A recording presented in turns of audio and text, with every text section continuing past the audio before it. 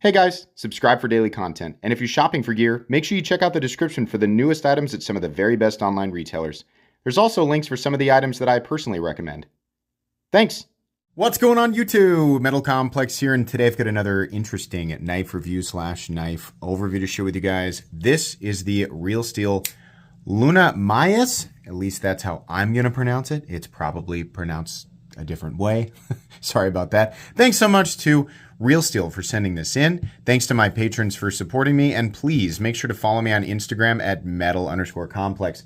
This should be available right now. It comes in a few different colors. So I will link it right down in the description. It does help my channel when you use those links, but that's entirely up to you. Let's go ahead and get a measurement of this knife. Overall length, is coming in at 7 1/8. Blade length, I'm going to say, if we go all the way down here, it's 3 1/4. If you want to measure closer up here, it's about 3 inches. Cutting edge is absolutely 3 inches.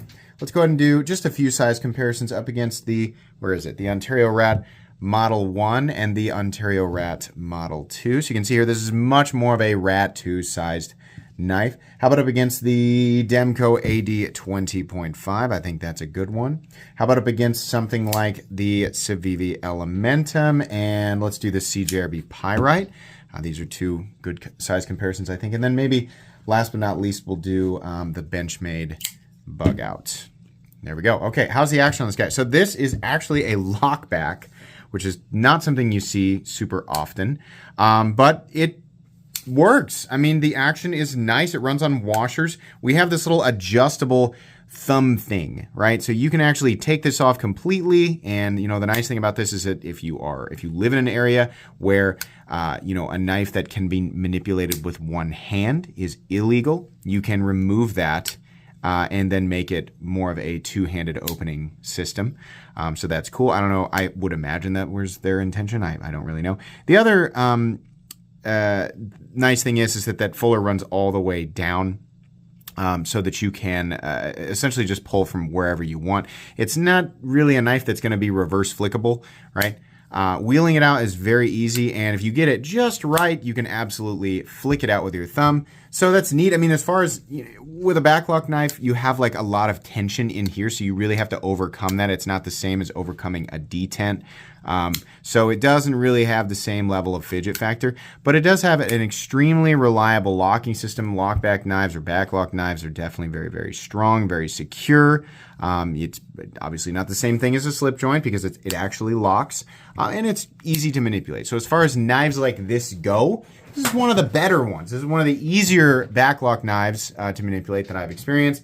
But it's not going to be quite as convenient as, like button locks, crossbar locks, compression locks, a lot of the other stuff that even liner locks and frame locks is not going to be quite as easy to manipulate as some of those, but I think you'll adapt to it. So for what it is, I think the action is just fine.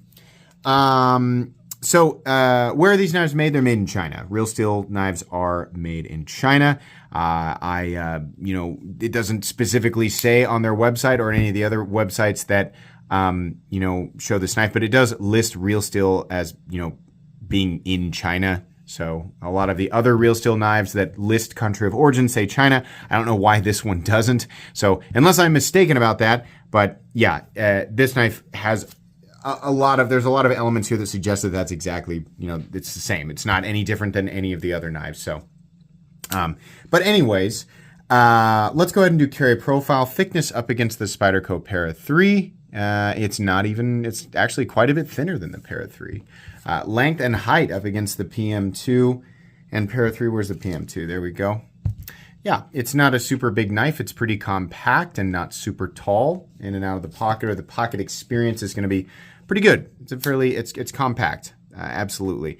Let's go ahead and do a hardware check. I'll get out my tools. As per usual, my tools are very inexpensive and very recommendable. You can find them right down in the section of my description that talks about the tools I use on this channel. I think we're going to go with T8.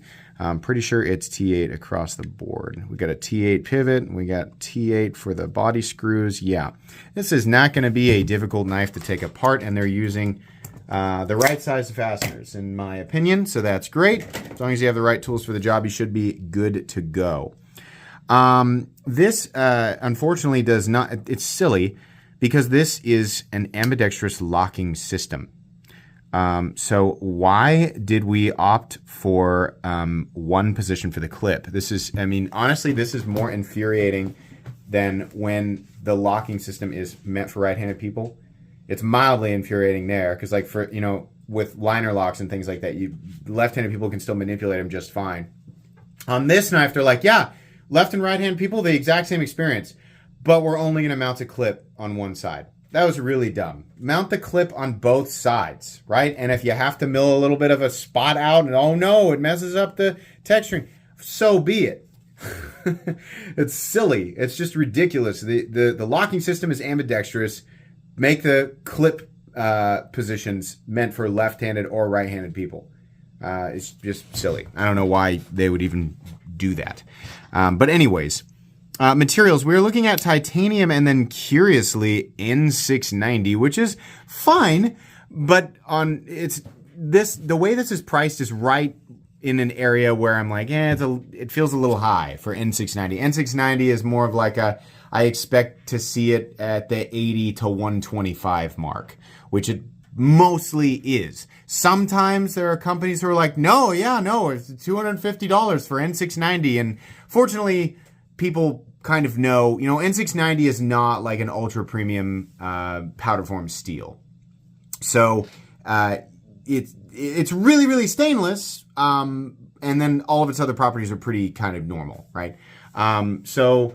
Not really the steel that I think would have been great, but some people really like it. So I just think it's an odd choice. Let's go ahead and weigh this. We have titanium. We definitely have some steel in there, and then we have the N690 blade. So the weight on this knife is coming in at 4.23 ounces, which is pretty heavy, considering the size of this thing, but not anything crazy. So most people are not going to have, a terrible experience unless you wear jogging pants day to day, then this might not be the knife for you. Let's go ahead and measure the blade stock thickness. We're coming in at, not a 99 thousandths. Not a thick blade. Certainly one that will excel at cutting and stuff. Okay, meat and potatoes time. I gotta say, this is a really good looking knife. In fact, the machining and execution is all really, really great. I think that this has all of the qualities that you would expect for $175, which is what this comes in at the Real Steel website. I looked around a bit, and there were some weird websites that I wasn't familiar with that had it priced slightly lower. But that's the thing. It's like, I don't know. I don't know about these websites, right? Real Steel has this thing priced at $175, and honestly, it has everything that I would expect to see on a knife that's made in China for about $175, except the blade steel. And the execution and machining is good. Nothing that I haven't seen at this price point, combined with blade steels like M390 20CV, which is what we expect, or even S90V. Max Ace is doing stuff like this with better blade steel for essentially the same price. So is Kubi. So is Maiguran, Kunwu, right? So there's nothing wrong with N690, but my goodness, there are better blade steels out there, right? And I'm not just talking about one or two, but there's just better stuff out there. So this is cool, but, again, yes, a lot of the price, a lot of what goes into the price tag is machining and execution. But their competition is, doing that execution using the same materials and executing just as well, if not better, and then using a better blade steel and coming in maybe $20 more, anywhere from the same price to $20 more. So it was just a weird choice to me. I don't think N690 belongs at this price point. I think N690 is more of it's a decent steel, but it belongs around the $80 to $120 mark, right? It's kind of like where I expect to see VG10 and 154 CM. And people are going to have different feelings about that. That's okay. That's just kind of what I think. But the knife is definitely beautiful. I mean, the milling on it looks great.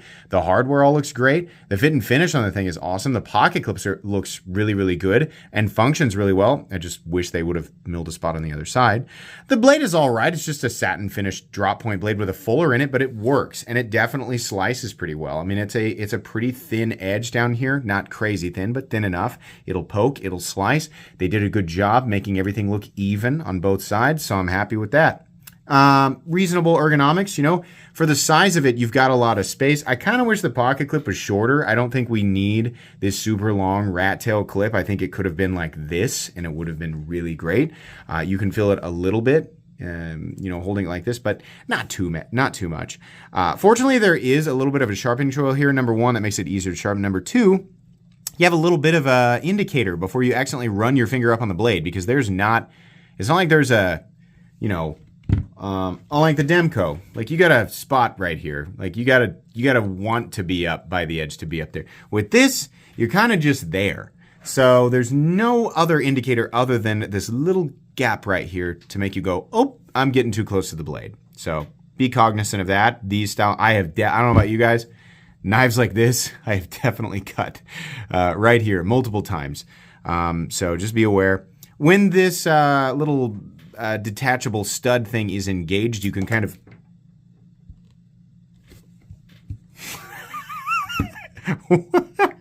it's tension that's holding that in. Just went flying off of there. Okay, so when it's engaged, let me get it back on there.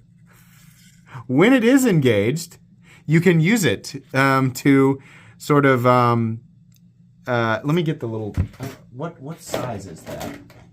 You can use it to kind of brace up on, but I just realized it's not actually, the screw doesn't actually go into, what do we have here? I'm going to use a T5. It looks super tiny. It doesn't actually go into the blade. It's just tension. Ooh. Well, most of these style things go into the blade, but this one doesn't. So maybe, I'm going to change that statement. Don't do that. I kind of don't like that. When companies like that, that's kind of silly because that's going to wear down immediately. There's going to be times where you're using this knife and wanting to sort of bear down or brace in behind this. So really there should be a hole in the blade and the screw should go into it, right? It should be threaded so that it's on there. This is just grabbing, and then as you screw this down, the tension just makes it stay. So it's good enough for deploying it, but I don't know. Yeah, it's one of those things you have to like actively remind yourself, like, oh, don't push on that because it can come flying off, right? I just think it would be better all the way around, even if you don't subscribe to that idea, right? That you're going to brace against it. It still shouldn't be hanging on that way because it makes it easy to lose, and that's not you don't want to lose that thing. So that's kind of a bummer. But good we found that out. All the other ones I've ever seen go into the blade. Anyways, we have a backspacer back here. This is obviously part of the back lock, and it works just fine. It's not like a crazy amount of tension. It's not sticky or anything like that. It works great. There's a lanyard hole, which is fine. The pocket clip looks good, and it is milled and nested into the titanium. It all looks really, really great. There is obviously no stop pin. It's just the top of the back lock that it braces against, and there is no blade play whatsoever. The action is smooth as far as these style knives go. There's no pivot lash, a nice snap into close, but plenty of retention. It's not going to come back out of there, so that's fine. And then the blade is absolutely centered, which is great. This is a nice knife, but 175 is. Here's the thing. It's not that I want them to price it lower with N690. I want them to put a nicer steel on this, right? Put S35VN on it. I would have been fine with that. I honestly think this is a good design outside of this thing right here. I'm not the biggest fan of like the basic belt satin finish. I think it would have been nice in almost any other finish, but that's a preference thing. Backlocks aren't my favorite things in the whole world, but as far as backlocks go, this is done pretty nice. It needs a hole in the blade. That needs to be like attached to the blade. That's what I think. And also like T5, like that's definitely a T5. That sucks. T8. Otherwise, 3 adjustments and you're done. Like the little screw that holds it in, it's done. It's just too tiny. So this is cool. It looks nice, but I think they missed the mark on a couple of things, and I just not N690. S35EN would have been fine. Obviously, CPM 20 CV would have worked just fine with this M390, right? Doesn't have to be S90V, but there's a number of other steels that obviously work. Even CPM 154, I think would have been fine. There's a bunch of other steels that obviously would work, and they obviously have access to. There's a ton of other companies that are utilizing the same steels at the same price point. So Everything else, had they had the blade steel a little bit better, everything else I think is fine, and I probably could have choked this down, but I'm just not super impressed with that price tag. If you like how this looks and you're like, I don't really care, I like N690, I just want to know if it's made well, yeah, outside of this little thing and how it attaches, it is made well, and it'll certainly function. I mean, at the end of the day, it is a well-built, dependable tool, and it will lock out and it will cut. Definitely. So if that's all that's important to you and you like how it looks and you like the materials, you're going to be really happy with this. For everybody else, this thing has so much competition.